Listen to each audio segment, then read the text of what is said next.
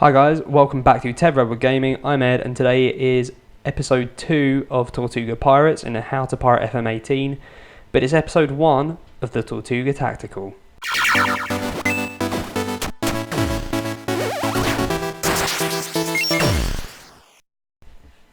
And I still really don't need this hat.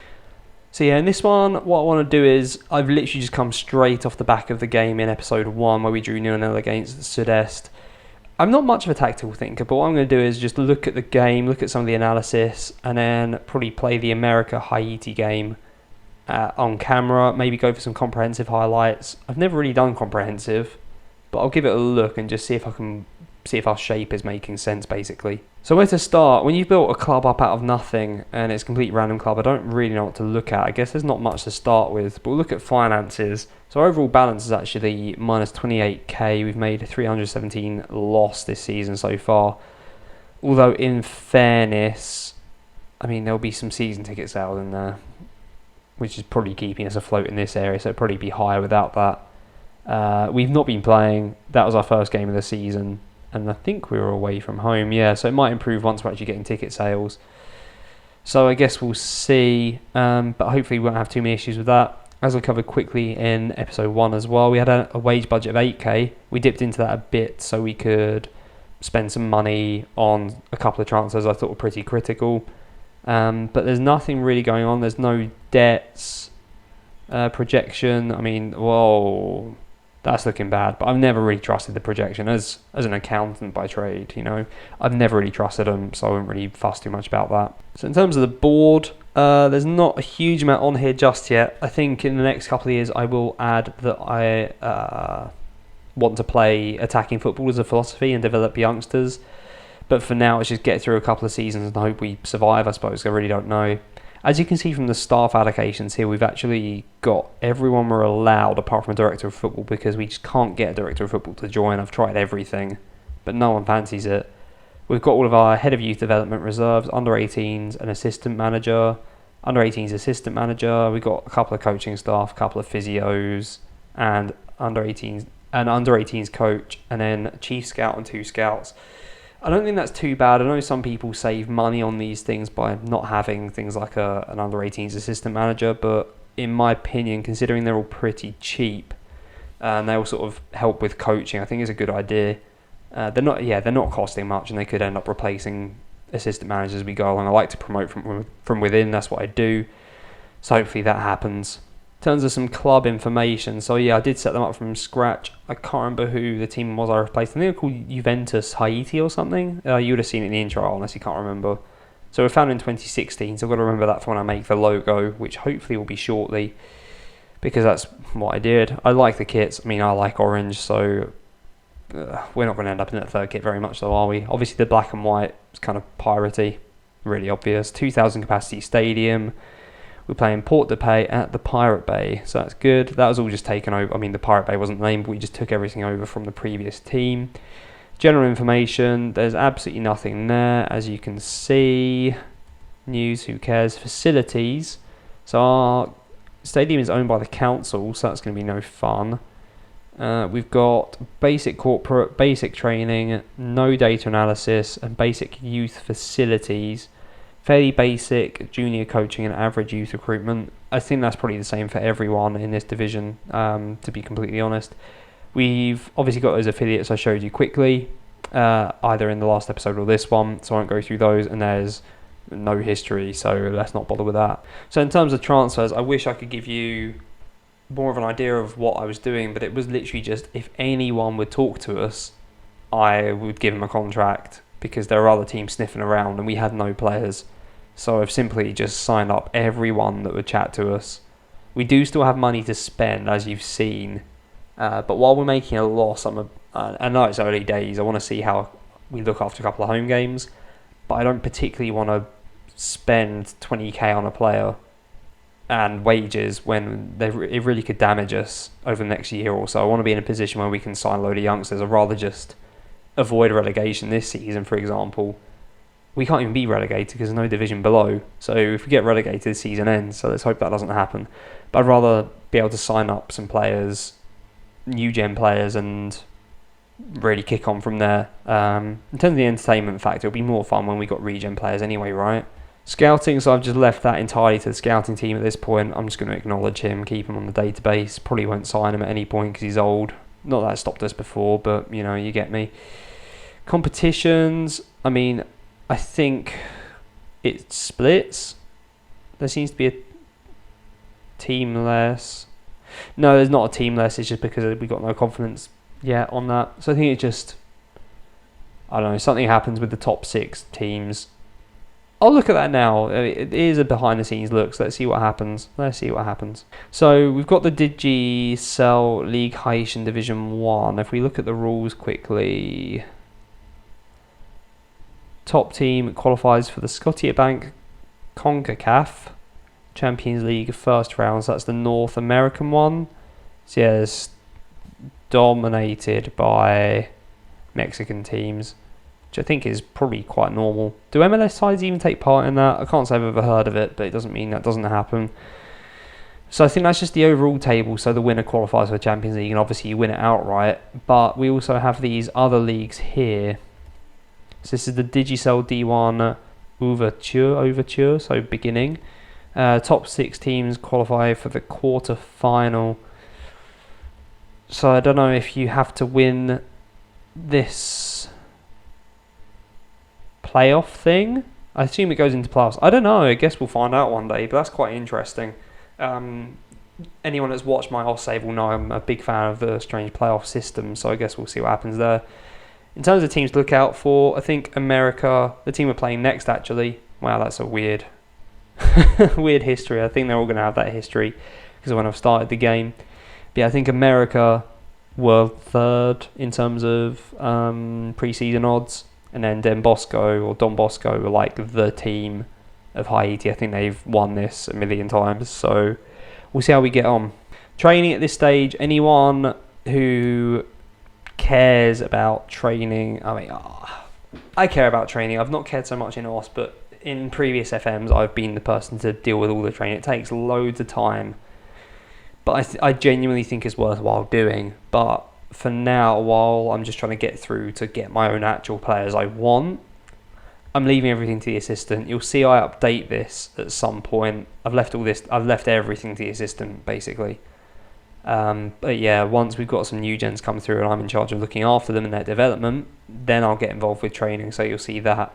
Staff at the club, so let's have a look quickly at everything. I'll show you my rough thinking. Again, it's kind of just whoever would join us. In future, I'd like to go for people with certain personalities, but for now it's just anyone who can sort of do a job at coaching and judging players a little bit. So that's our assistant manager who I've shown you previously. Head of youth development likes to play 4-4-2, so that's fine. He's as good as everyone else in terms of judging player ability and potential. Okay, working with youngsters at his level. Coaching, any coach I've signed, I've basically looked for determination, discipline and motivating, and just gone for like the highest ones with the best sort of looking coaching attributes as well, as you can see there. Most of them are from Haiti, but we've got a couple from Jamaica that aren't our assistant manager. And that's kind of it really. Physios, how good are our physios? Physiotherapy 6 on our head and 6 on our regular ones, that's good. Chief Scout 7 and 8 on his ability and potential. 7 and 8 on our one scout, and then 12 and 11 on another. I think he was the only one in that sort of range though, so he is the one. So I need to get him out on some missions. We've got Denton Howell, who's our reserves manager. Very much in the same vein as our regular assistant, just he could be our assistant one day, so I look for the same sort of things, judging player ability, potential, bit of tactical knowledge if possible. Under 18s manager, exactly the same, as well as exactly the same as the assistant under 18s manager, and the under 18s coach is the determination, discipline, motivating thing. I don't know if that's still the key driver in how good they can become. Like one of the, well, I always thought they were like the key drivers. Obviously, if you've got like a coach with 20 attacking, that's amazing. But I then thought it came down to determination, discipline, and motivating. Let me know if that's not the case anymore. Our team report is, I mean, more bad than good, but we played one game, and this is it really. Like, this is the team you put up with. I do need to find out. I do have another left back. That's good. So you can come in there. But I'm going to stick with the same team. I want to work on this formation. But yeah, I'll meet you for the America-Haiti game, and we'll just see how we're getting along, and maybe I'll do some comprehensive highlights and see if my formation's working. So just to give you a quick idea of what we're facing, America-Haiti are the favourites. Yeah, it could be a problem, I guess. In fact, it only just occurred to me as I was clicking off of it that they are currently the league champions. Although they finished down there. Interesting. Okay, I think that confirms it. Sorry, I know that went very silent there. So it looks like in the opening part of the division last season, they finished 15th. But in the closing part, they finished 5th. So I don't know how much will actually come down to the overall league table. And this is currently showing us the overture one, the opening one. So I actually think that it's not going to make a huge difference. As long as we finish in the top 6 at some point, we should be okay. I don't quite get how that goes into quarterfinals, but I guess we'll see. I'm not meddling with my formation too much to begin with. I just kind of want to see what we get up to. Sorry, I just need to change this to comprehensive. So yeah, change to comprehensive and go on 2D because I think it will help us out a bit more. Yeah, so yeah, I don't know how that will work with quarterfinals because 6 and 6 does not make 16. It wouldn't be 16 anyway with a quarterfinal, would it? It'd be it'd be 8. So I don't know how that works. Maybe the top 2 get a bye or something. This is straight from kickoff. We've now changed the highlights. That should be fine. I've never watched the game in comprehensive.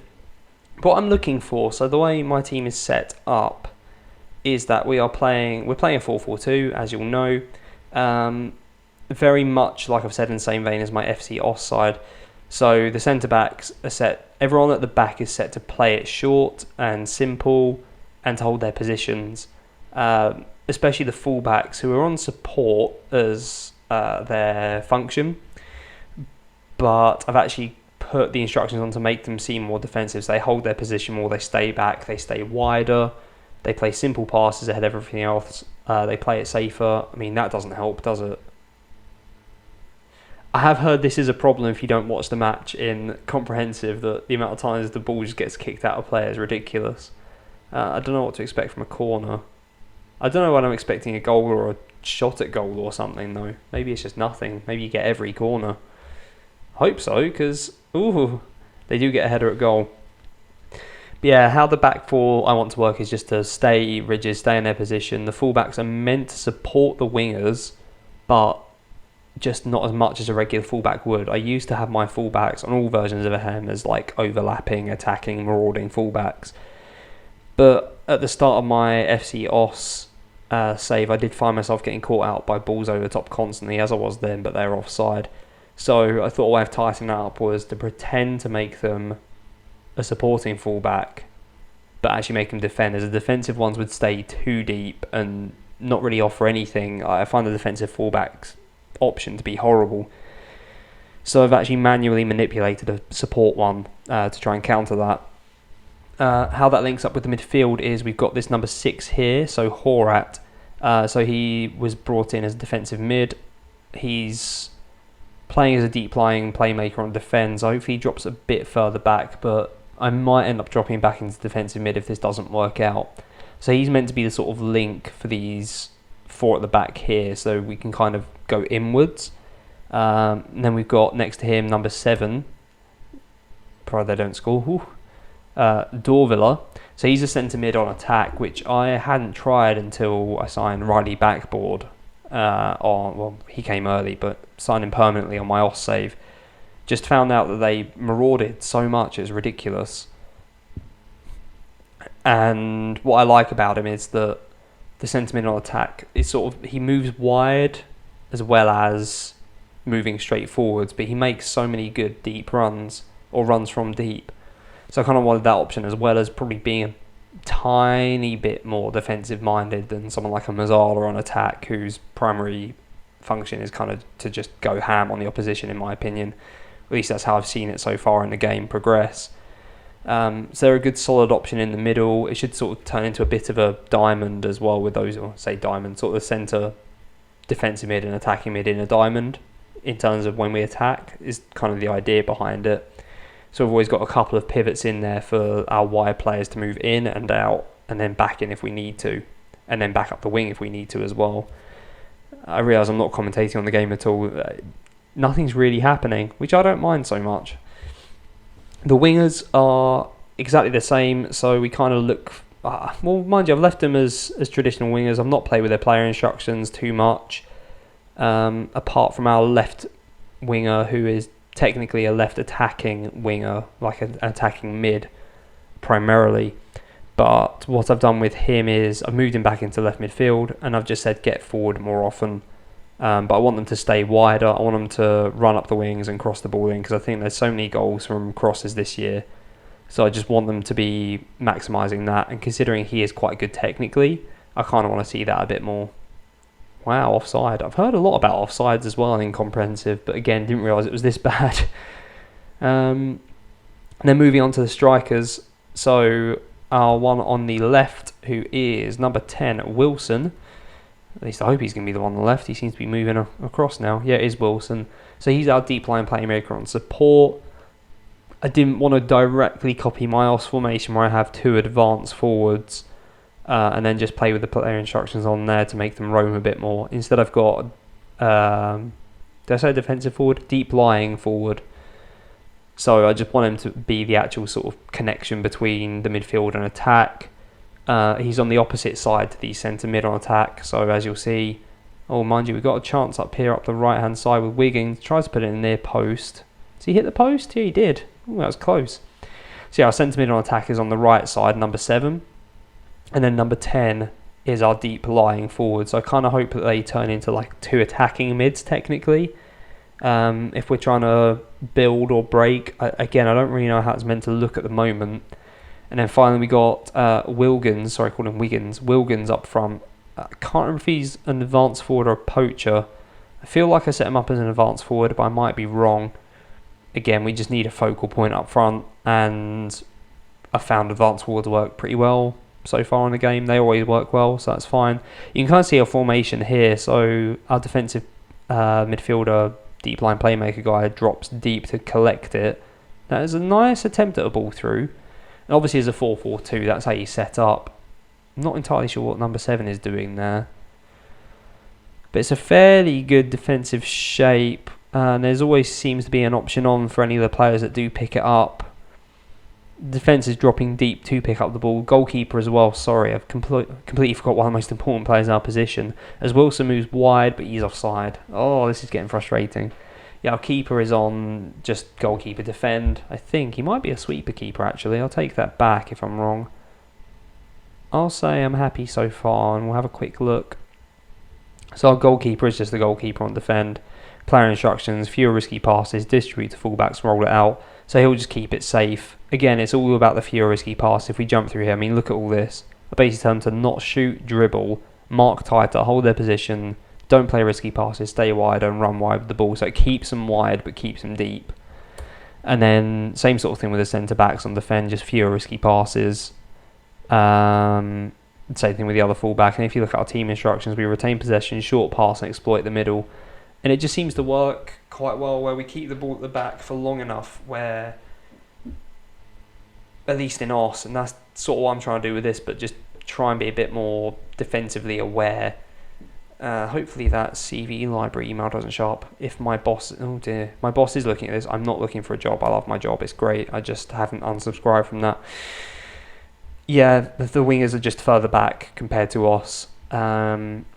So the idea, oh, he's not on attack, he's on support, but I want him to be on attack. Silly me.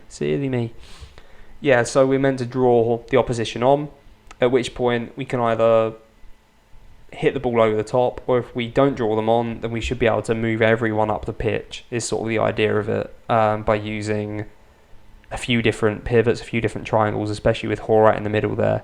Not that he's actually a deep line playmaker, and he's not on defend either. I'm having a bit of a nightmare here, aren't I? I thought I'd set all that up, but maybe something during my friendly seemed to work better. I honestly can't remember. But I feel like this is the solution I'm looking for. It gives us options, hopefully, between the lines without forcing us to go between the lines. Something that confuses me a little bit on my OS save. So it took me so long to find a formation that worked. And those that have seen it, you'll know I've ended up as a 4-1-1-4. So I've got the 4 in defence. My defensive mid is on the left side. My centre mid is on the right side of centre mid.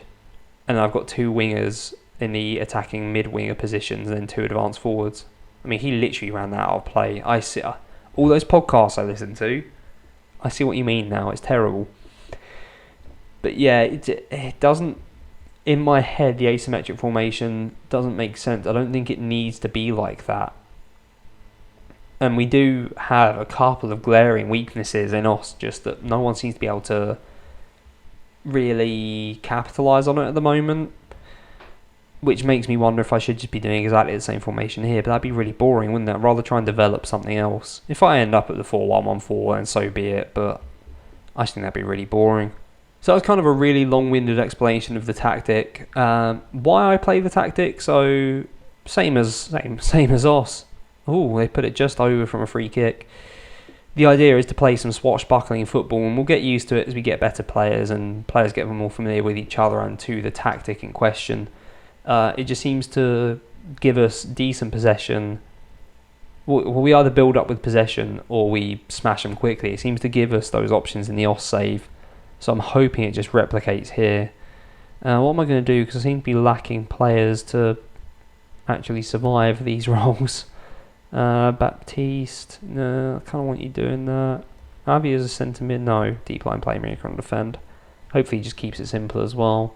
More direct passes, I'll take that off as you're not actually a deep line playmaker. I should probably do that for the other guy as well. And then I'm going to risk the third change. I'm going to put on Walkie Vimar as a winger. What do you want to do? You look at him. I don't know if I'm going to I might put up a comparison on screen if I do it now, but if not, he looks kind of similar to Rodrigo Silva. Again, I keep harping back to us, but that's my first YouTube save, and I'm enjoying it.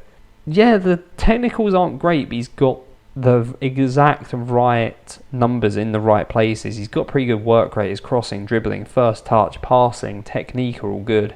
He's got good pace. His stamina's not amazing, but the work rate is really important in that position, especially if you start to move him up a little bit. I mean, Comprehensive hasn't really offered me anything. I've been looking at the team shape. There's nothing too fancy going on at the moment. I guess it's early doors, so I don't know what I'm expecting to see just yet.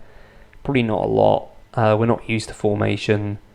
But if we look at it from here, so one of our centre mids is dropping back a little bit more on offering there. Then we've got 3, 4, 5 players on for him. So hopefully with America dropping off, we should be able to move forward in possession there because they're so deep.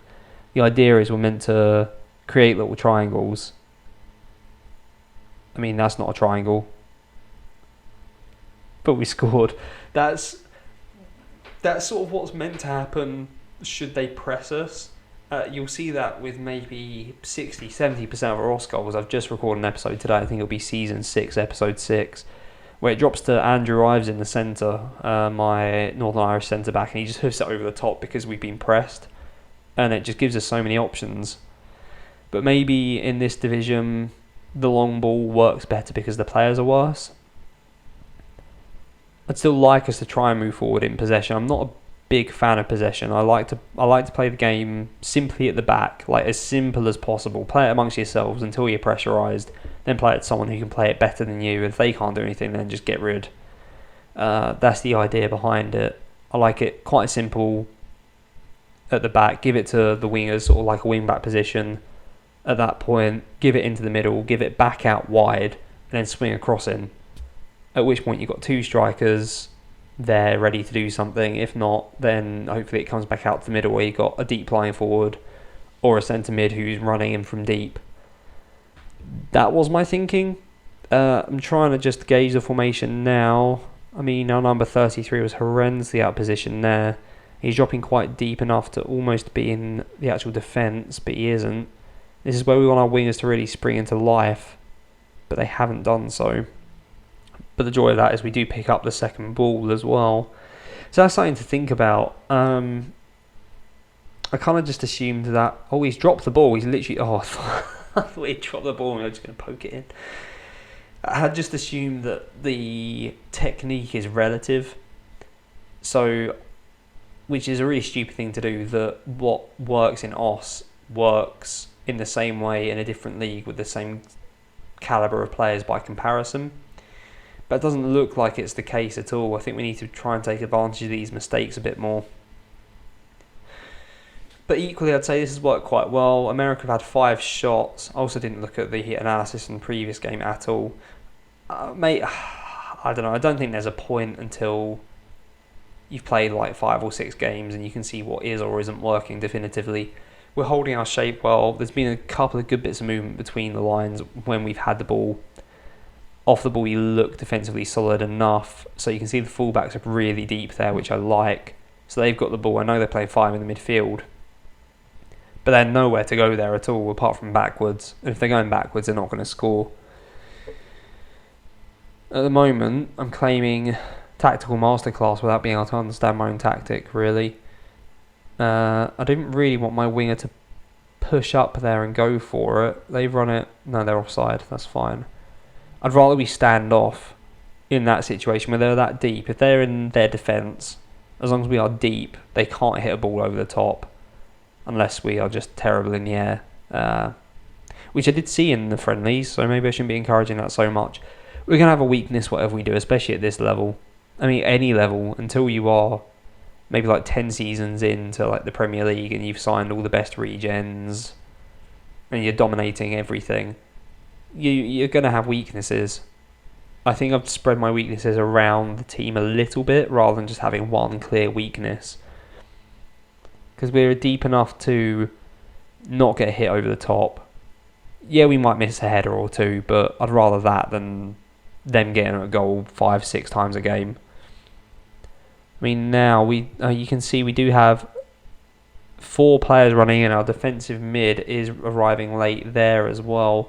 So I did quite like that too. So I didn't really anticipate with this formation the defensive mid to try and get that close. We had all our players running into the box. I'd rather the winger tried to hang back a bit with the defensive mid on the opposite side. But wingers seem to work really well with the opposite side winger on this version of FM. So again, won't discourage that. What do we look like from there? Got many players going for the ball. Can't really avoid that. Oh, we've got an injury. That's fantastic. So actually Wilkins is a poacher. So what I will do is just have him as an advanced forward for a few more minutes.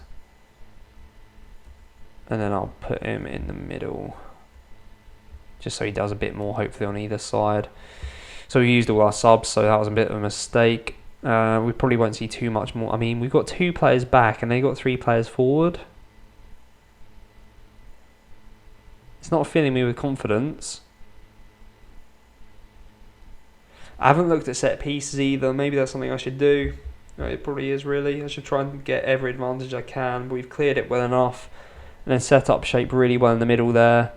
So we're closing down those guys on the ball, but we have maybe committed 1 man too many. So maybe I need to set the wingers to mark tighter. But if they mark tighter, will that technically make them close down more? If they're meant to be marking, I'd be like, oh, I should have marked them. Time to close them down. That's not what I want. That's good though. America have committed men forward. We crossed at the back stick. Are we going to try and get a goal? I don't mind if we keep possession. We've got a couple good options in the middle. Yeah, this is nice. Imagine with another striker now. That's just death by possession there. They've not got near us. We probably would have done a lot better with another striker on the pitch. We've still got that wide option. He's hanging back in. He's getting forward enough to support. But he's hanging back enough where he's not a complete liability if we lose the ball. We've had the same on this left-hand side as well. And yeah, some good pressing in that corner. But we don't pick up that second ball, which is not ideal. There is 30 seconds to go. You do worry that we aren't going to get a goal here. But based on what I've seen so far, I mean, that's offside. Based on what I've seen from that, I'm actually pretty happy with the tactic and how it's looking like it's playing out at the moment. I think I need to meddle with a couple of things slightly. So, don't have a nightmare there, please. The wingers, well, the right winger specifically, but I assume the same will happen with the left winger, closed down when he shouldn't have done. twice actually, so maybe I need to make him stand off. I guess it's trying to figure out the lesser of two evils. Do you force someone into hitting an early ball and maybe making a mistake? Or do you allow him time on the ball but have a better defensive shape when that ball comes in? At this level, the ball's probably not going to be good, but you're more likely to make a mistake. Unfortunately, it's the same strength and weakness if you force it early. It could be it's more likely to be a bad ball. But then, I mean, I guess you're slightly less defensively solid, rigid. And a mistake could still happen. So quick team talk. I am absolutely delighted with that. Oh, I don't need players out for 6 weeks. I really don't. That's an absolute disaster. I will take that press conference though, because I really need to start doing them. But yeah, I'll probably fiddle with the wingers a little bit. Only a little bit. I don't know how often these episodes are going to come out. They might be quite rare. I don't think they're especially interesting here. Mark Titer. I'm going to take Mark Titer off. I'm going to let them sort of decide a bit more on their own. Just let them drop off a little bit, so we shouldn't have 3 players running to the ball in one instance. I guess we'll see. Yeah, I don't know how often these are going to be. I don't know how much I'm going to edit out. But if you have enjoyed that, then please do let me know if you want to see anything more like this. I'll do some more regular behind the scenes things. Probably not all of it will be this, me attempting to be tactical. I guess we'll see. If we have a quick look at the finances, actually, do we make any money from that? Gate receipts, 1, no, 4. No, not really. We made 970 quid this month. So maybe that'll improve. But yeah, let me know if you've enjoyed that, what you want to see from these sorts of episodes. I think there is some value in them, but they're probably not going to be that regular. There might be like 2 or 3 over the course of a season. But yeah, like, comment, subscribe, all that standard stuff. Help me out. And thank you very much for watching.